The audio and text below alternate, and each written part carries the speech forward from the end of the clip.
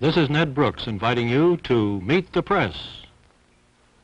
Meet the Press, America's press conference of the air, and winner of every major award in its field, is a public affairs presentation of NBC News. Our guest today on Meet the Press is Dr. Martin Luther King, Jr., who led the Civil Rights March from Selma to Montgomery, Alabama. Dr. King, who is the winner of the Nobel Peace Prize, is president of the Southern Christian Leadership Conference. He is in San Francisco, where he delivered a sermon this morning for Bishop Pike at the Grace Cathedral. Our panel of reporters is in Washington, D.C., and we'll have the first question now from Lawrence E. Spivak, permanent member of the Meet the Press panel. Dr. King, former President Truman was quoted by the AP as saying that the march from Selma, and this was his word, was silly and can't accomplish a darn thing except to attract attention. Now, there have been 2 murders, many beatings, and a federal expenditure for troops of about $300,000. Would you say that what the march accomplished was worth that cost? Well, first I would say that the march was not silly at all. I would think that the march did more to dramatize the indignities and the injustices that Negro people continue to face in the state of Alabama and many other sections of the South, more than anything else. I think it was the most powerful and dramatic civil rights protest that has ever taken place in the South, and I think it well justified the costs that we put in it. Now, of course, we're sorry that a death occurred immediately after the march, and I'm sure that all people of goodwill are outraged and in deep sorrow as a result of the death of Mrs. Liuzzo. But after all, we know in a nonviolent movement that there are these possibilities, and we go on with the faith that unmerited suffering is redemptive. Dr. King, I think the demonstration was largely to get your voting rights bill through. Was it necessary for that purpose? Aren't you going to get that bill? And wouldn't you have gotten it whether or not you marched? Well, the demonstration was certainly for the voting rights bill.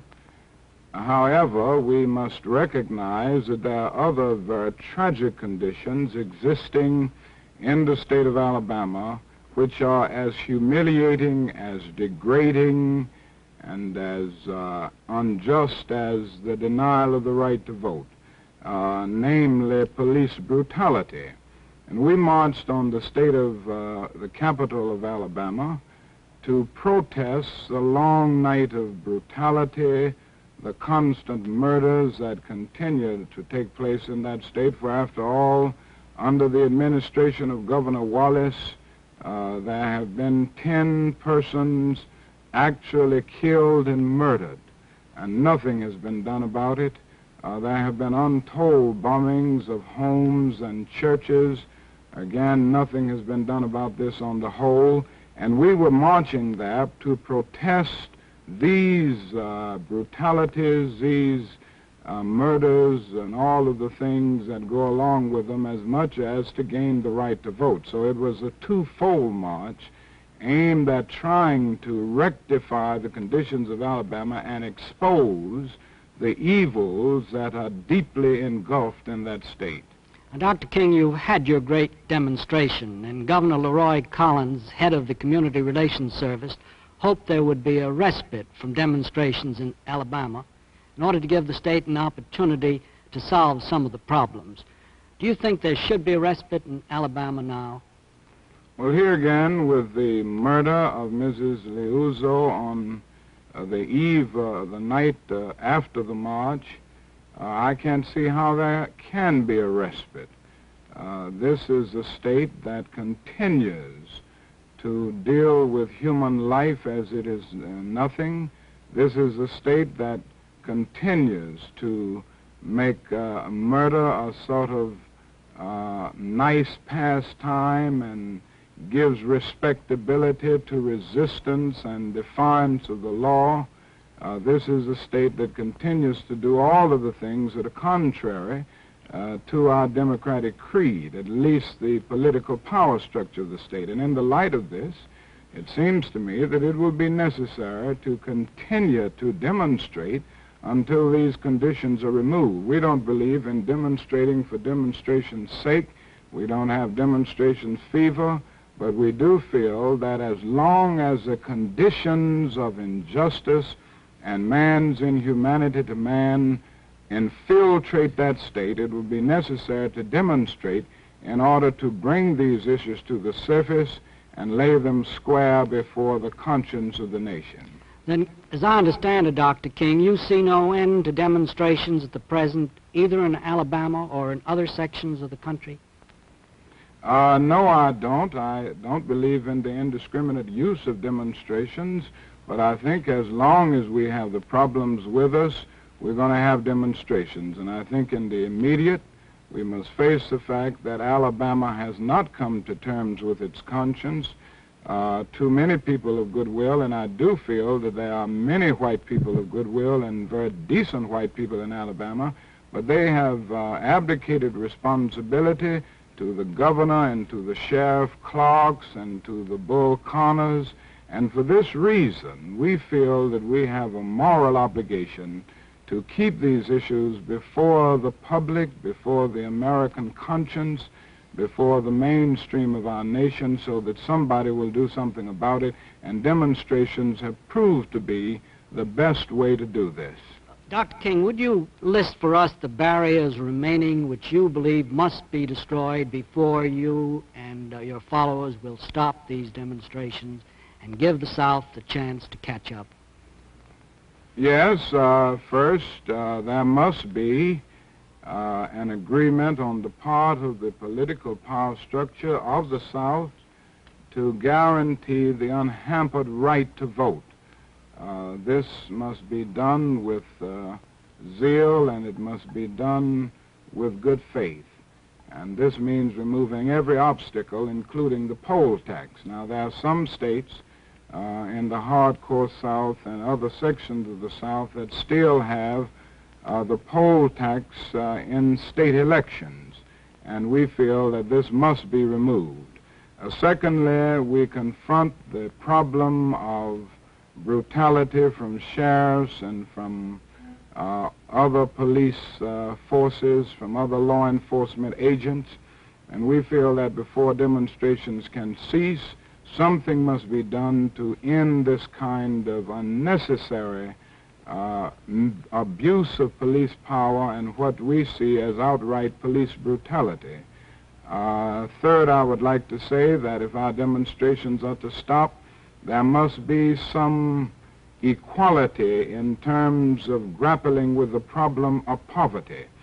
We have a poverty bill which has been nobly initiated by the President of our nation and the Congress, but in the South so often Negroes are denied the opportunity to be a part of these programs. They are not denied the possibility, the opportunity to be a part of the administration of them, and we feel that if demonstrations are to stop, Negroes must be brought into the very central structure of the whole poverty program.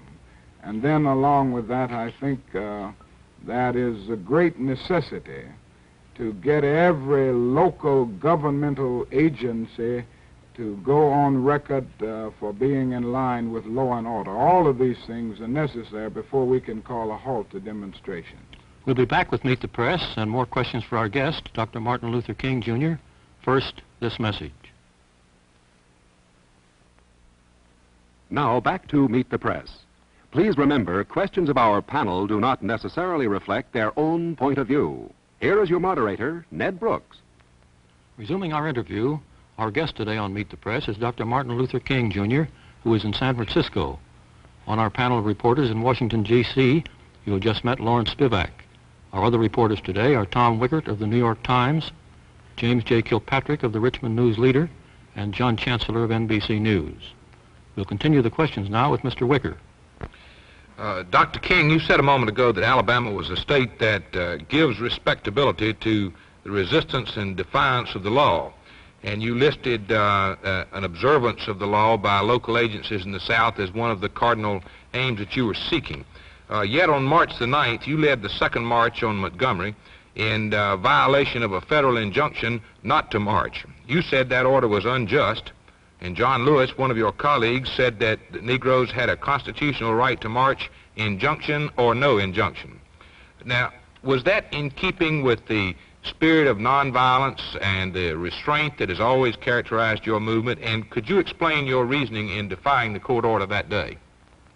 Well, let me say two things to that, Mr. Wicker. First, I did not consider myself defying a court order that particular day. I consulted with my attorneys before the march, and they stated that they felt that it was an invalid order and that it would not be, that I would not be in contempt of court violating the court order if I led the march to the point of having a moral confrontation with the state troopers at the point where the people were brutalized on Sunday. So I still don't consider that breaking a court order or breaking what I consider an unjust law. On the other hand, I must be honest enough to say that I do feel that there are two types of laws. One is a just law and one is an unjust law.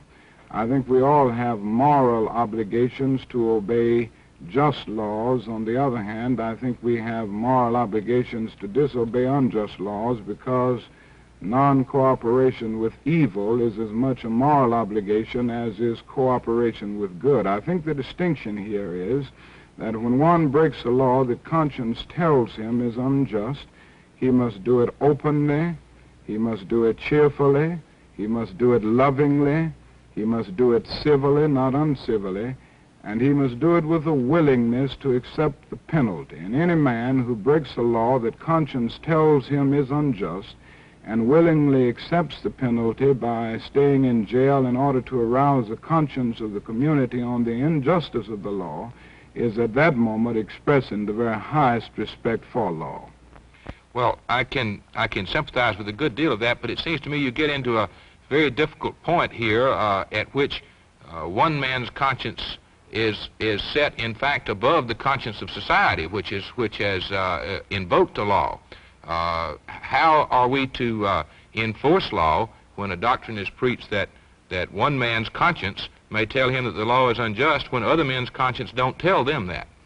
And I think you enforce it, and I think you deal with it by not allowing anarchy to develop. I do not believe in defying the law, as many of the segregationists do. I do not believe in evading the law, as many of the segregationists do.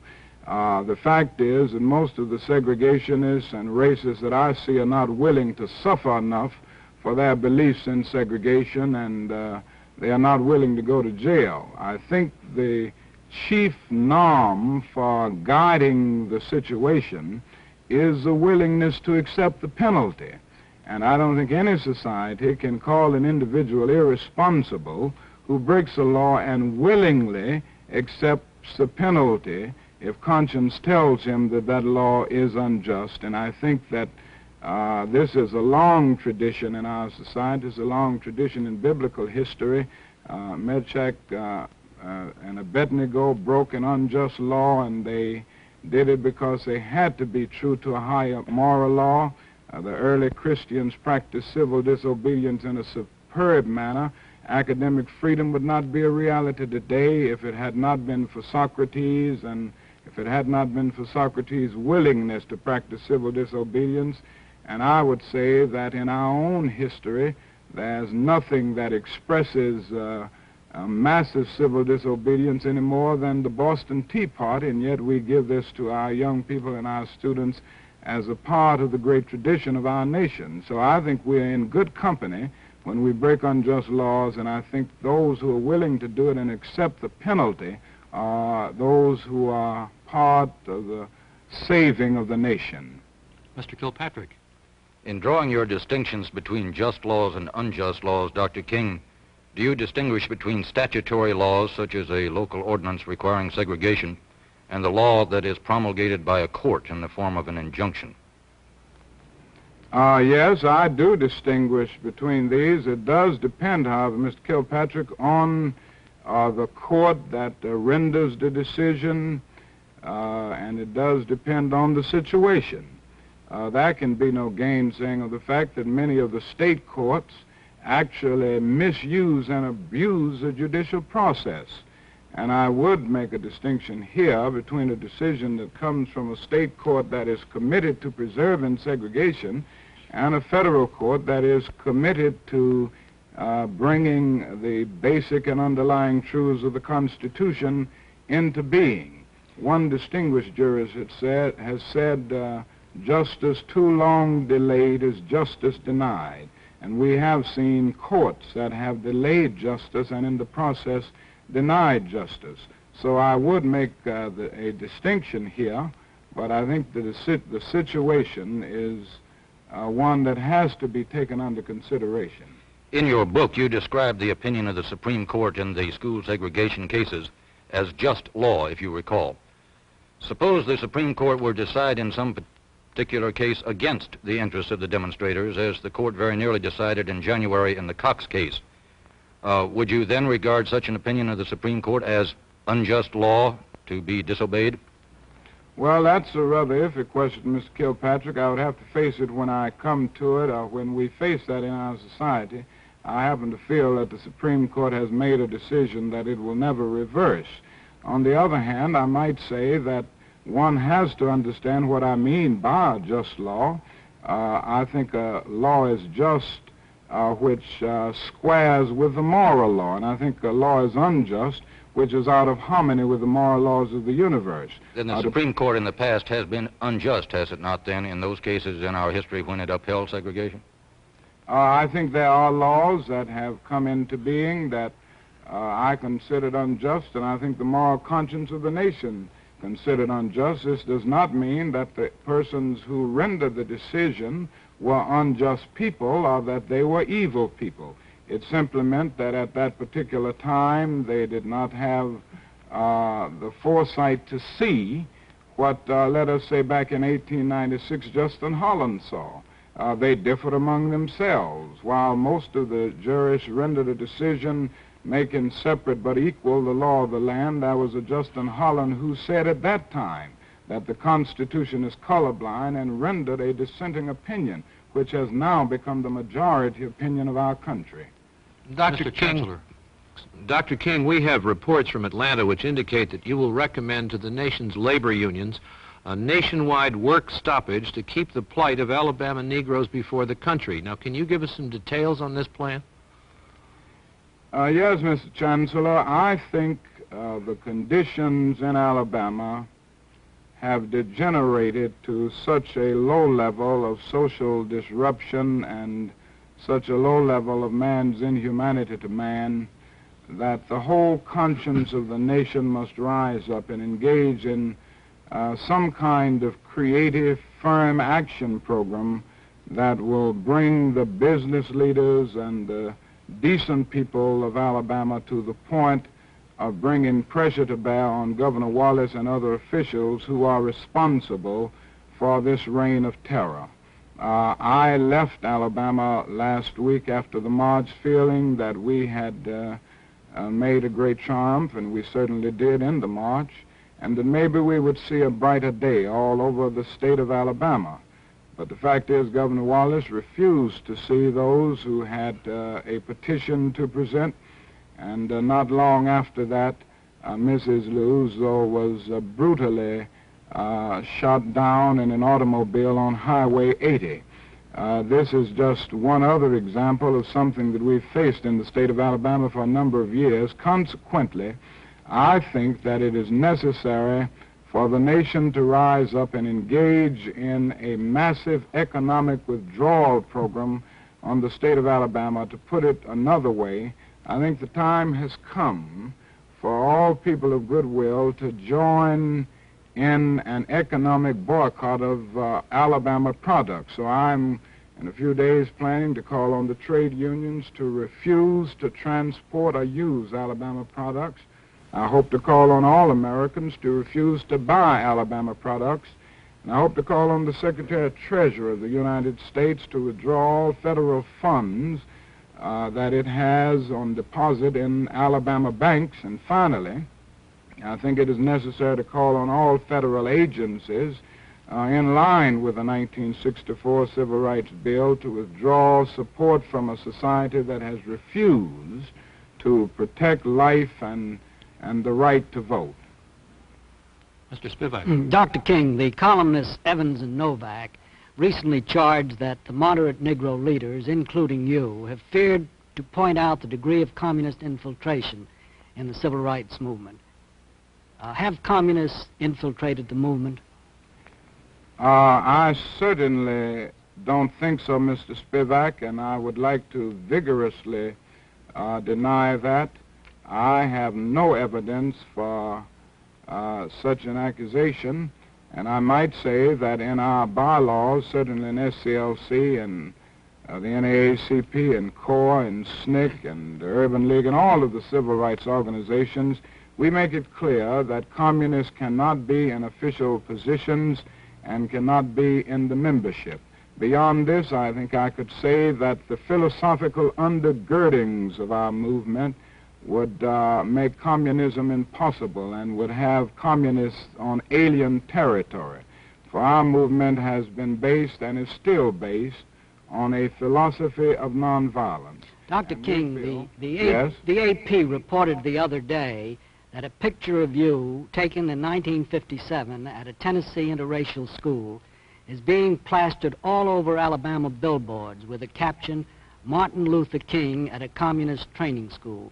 Will you tell us whether that was a communist training school and what you were doing there? Well, number one, I don't think it was a communist training school. In fact, I know it wasn't. The Highlander Folk School, which was referred to in that particular article, was a school that pioneered in bringing Negroes and whites together at a time when it was very unpopular to train them for leadership all over the South, and I think they did an able job in doing it. This school was supported by some of the great Americans such as Eleanor Roosevelt, Reinhold Niebuhr, Harry Golding, and many others that I could name. Secondly, the fact is that I never attended the school as far as training goes. I was there about 1 hour back in 1957 or 8. I went to deliver an address for the 25th anniversary of the Highlander Folk School. I got there about 15 minutes before I was to speak. I spoke about 45 minutes, and then I left immediately after my speech, and I think that's a pretty short period to get any training. Mr. Wicker.